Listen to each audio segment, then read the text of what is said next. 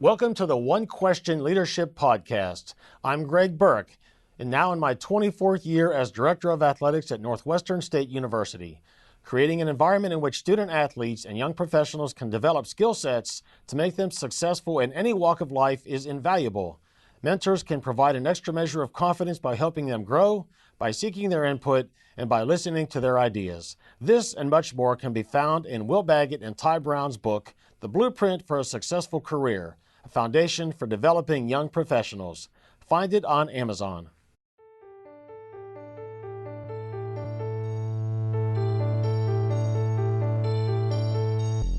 Greetings, this is Ty Brown, and welcome to the One Question Leadership Podcast, where we highlight executive and organizational leadership. Our guest today is Jashell Mitchell. Jashell is a manager for diversity and inclusion with the NFL. Greetings, Jashell. Thanks for joining us. Good morning, Ty. Thank you for having me. Yes, ma'am. Of course, I've known you for a few years now. You were one of the first people to give me any type of feedback on the One Question podcast to tell me that I was doing a good job and that you actually listened to it. So I really appreciate having you on here today. No problem. No problem. They are great resources, and I enjoy each session that you do. Thank you very much. Now, your role, manager for diversity and inclusion. Let me give a little bit about your background first.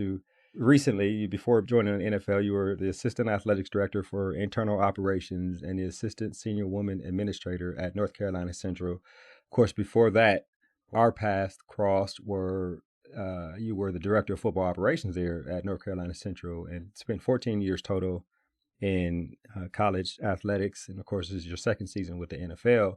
Then they hire you as manager for diversity and inclusion. What does that position entail?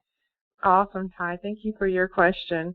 As the manager of diversity and inclusion for the football operations unit of the National Football League, my responsibilities are the HBCU initiatives, which I communicate with not only the universities within the HBCU space, the conference commissioners, the athletic directors, as well as the senior woman administrators at each of these institutions.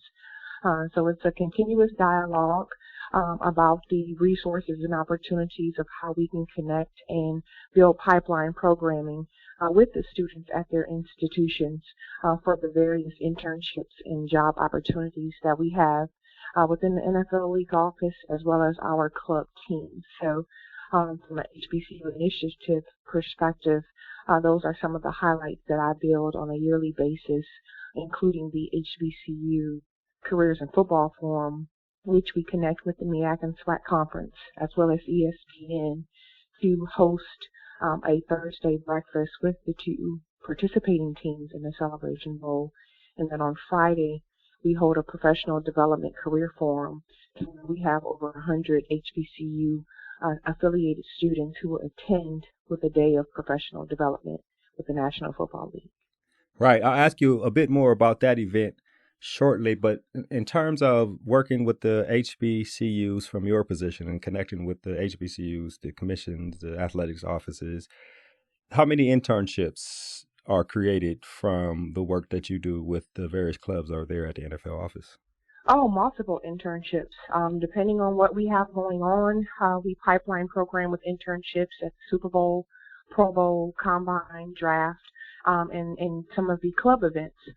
So there's multiple internships that the students from the HBCU conferences attend with us throughout the year.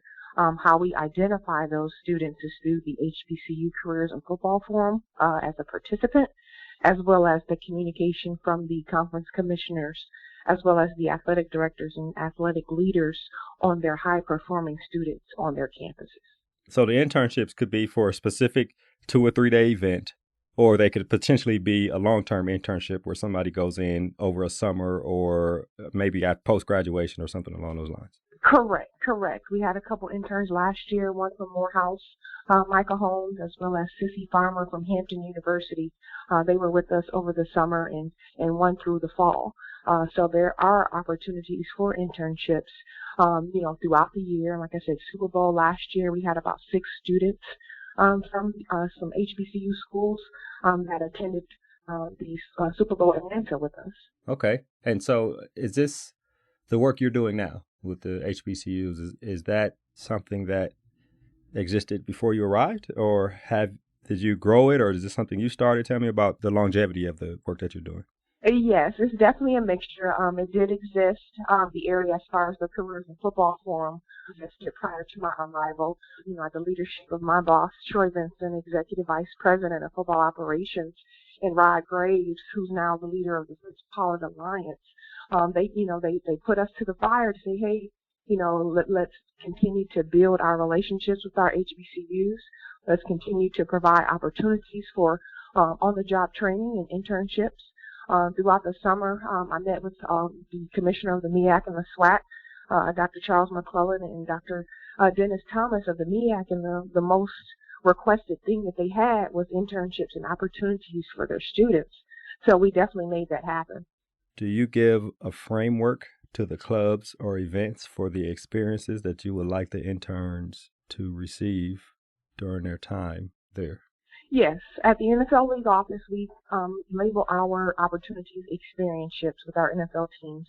During the HBCU Careers and Football Forum, our 32 club teams attend the HBCU Careers and Football Forum to directly communicate with the students who are interested in jobs at their respective teams. So the teams come in with opportunities ready to go. They're just meeting face to face with the students from these institutions to assist and kind of have like a on-the-spot interview type of situation with the students who are attending the HBCU Careers and Football Forum.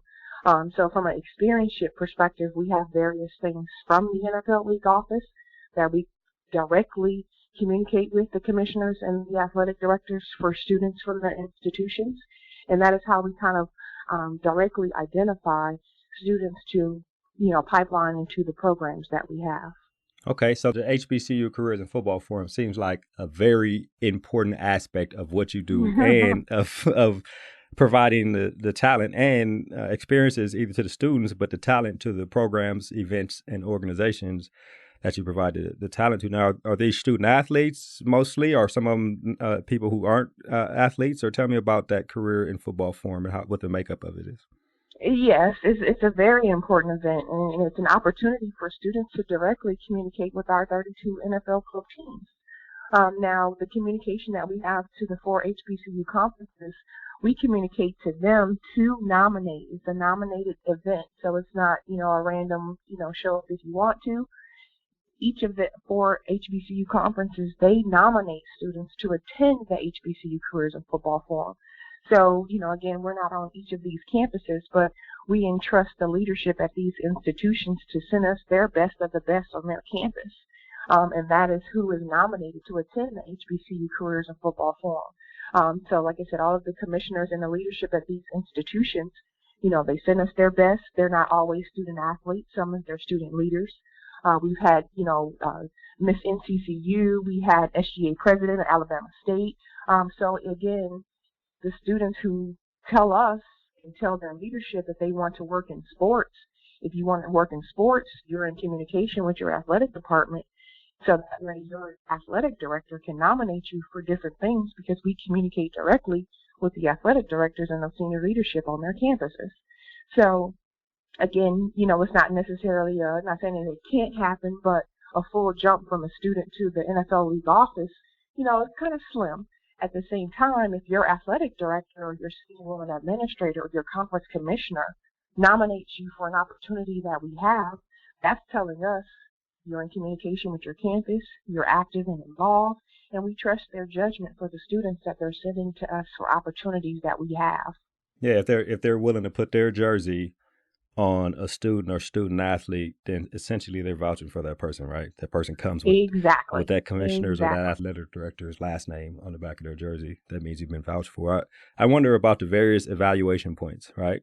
Do the student athletes evaluate their own experience-ship, like you mentioned, at the end and give you guys some type of feedback? Do the clubs or the events give you some type of evaluation on the intern? And then how do you evaluate the HBCU Careers and Football Forum? And lastly, in terms of evaluation, how are you evaluated internally within yourself, or how do the people you report to evaluate what you are doing in your position? No problem. Yes, we definitely are evaluated. We value the feedback not only of the students who attend the panelists that attend, and also the NFL talent acquisition representatives who are on site, that are there.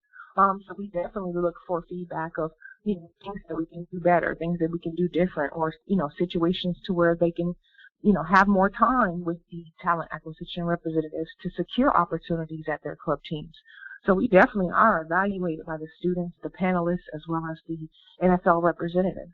Right. Always Shy willing to away learn and from, grow in terms of the right. feedback. Yes, no doubt about it. No doubt about it. That's how we become better, provide better opportunities, maximize everyone's time. And again, the focal point is the student experience, the NFL team experience of when they're looking for diverse candidates, high profile, high quality students. We have a one-stop shop for them to come and select from the great students from our HBCU institutions. Right. Now, in terms of individual level, do the students provide some type of, after they've done their experience-ship, as you termed it, do they provide some type of input on the experience as a whole? Yes, we do send out a survey and, communication to them directly. Like I said, the students who attended the Super Bowl last year, we definitely followed up with those students, as far as their experience and just kind of, again, the networking piece of the people that they met, the experience that they had. The time with the NFL football operations leadership. We definitely look forward to the feedback from all of those students just so we know we're in the right space, we're providing the right opportunities.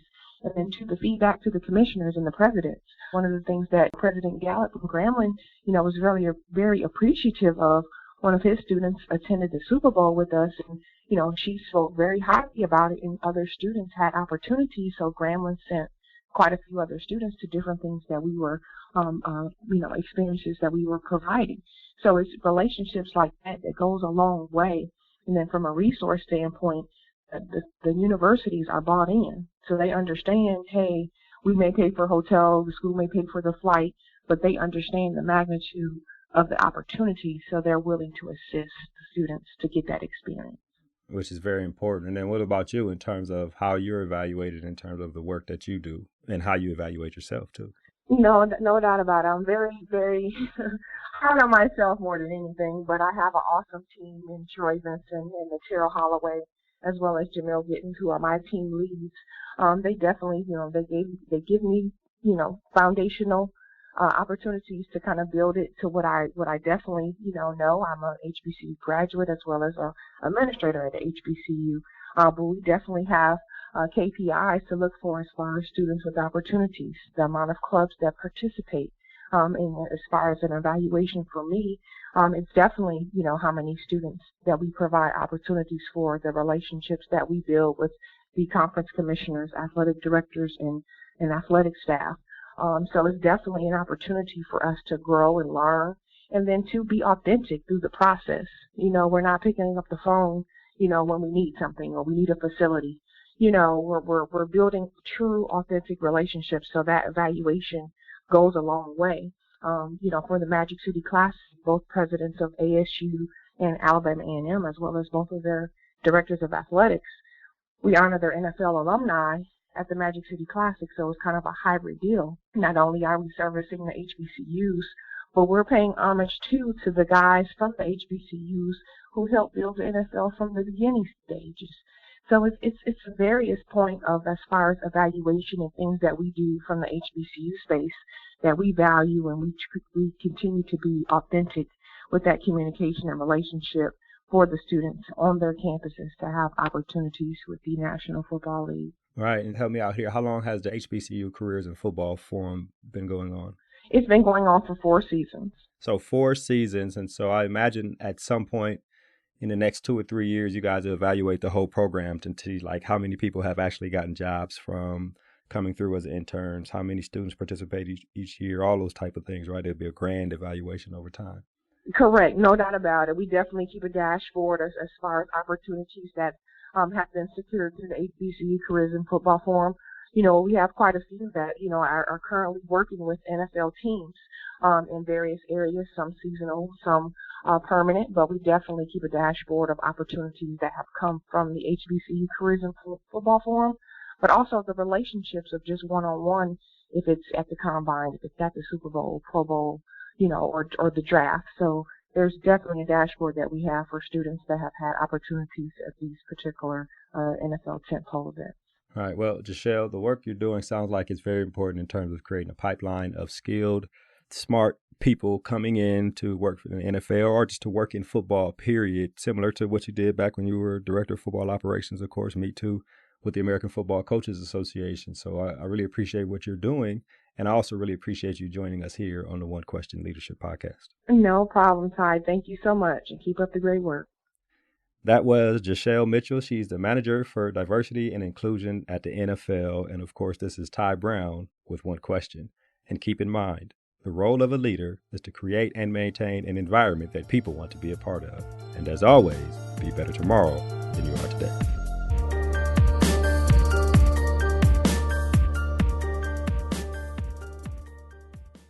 This episode of the One Question Leadership Podcast is produced by Spades Media Group, solving problems using creative leadership.